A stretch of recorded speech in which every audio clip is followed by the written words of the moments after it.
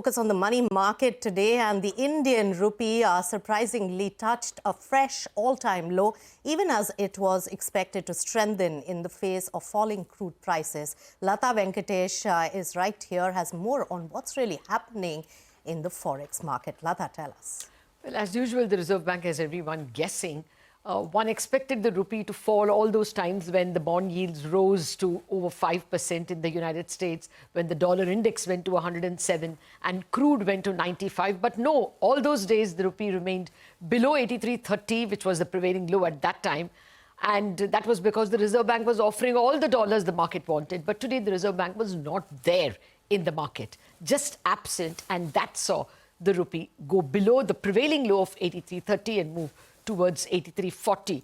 Well, one can only guess what the Reserve Bank is thinking. It's possible that the Reserve Bank's view is that on a normal day, you allow the rupee to take its own value. But when there is panic selling or buying, the Reserve Bank is there to protect the other side. So what accounted for the dollar demand today? It was kind of business as usual demand from oil companies and FPIs, which accounted for it. And the Reserve Bank until now was intervening in the non-deliverable forwards, what you call the NDF market, which is offshore, not the Indian spot market. Or they intervened in the forward market because they don't want to lose the dollar reserves. But today they were absent in both those markets, and that's what surprised people. And whatever people had punched in by way of sell orders of the rupee just got executed because there was no other side, according to dealers.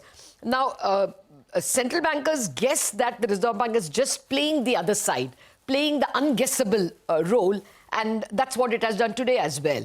The expectation is that the RBI wanted the rupee to depreciate slowly. A slow depreciation rupee has always been the Reserve Bank's preference because that gives some benefit to the exporters, and that also makes imports expensive and to some extent gives the domestic market some breathing space. But more than that, dealers are guessing an ulterior motive. The Reserve Bank probably wants the currency to depreciate slowly towards 84 or even 84.50 so that it can sell in the spot market at that point and declare a higher dividend to the government in a year when perhaps it wants capex and revenue expenditure high. So the near-term support for the rupee right now in the next few weeks is seen as, or next few days is seen as 83.50. But for the fourth quarter, there are quite a few people who believe that 84 cannot be ruled out. All right, Latha, thanks a lot for getting us all of the details on this move that we've seen on the rupee lower. Like Latha was pointing out, the near-term support for it right now is around 93.5. We do need to take a short break now, but when we come back, US Secretary of State meets with Indian External Affairs Minister S. Jaishankar as part of the India-US 2+2 ministerial dialogue. We're going to bring you all of the updates and what really came out of that meeting when we come back.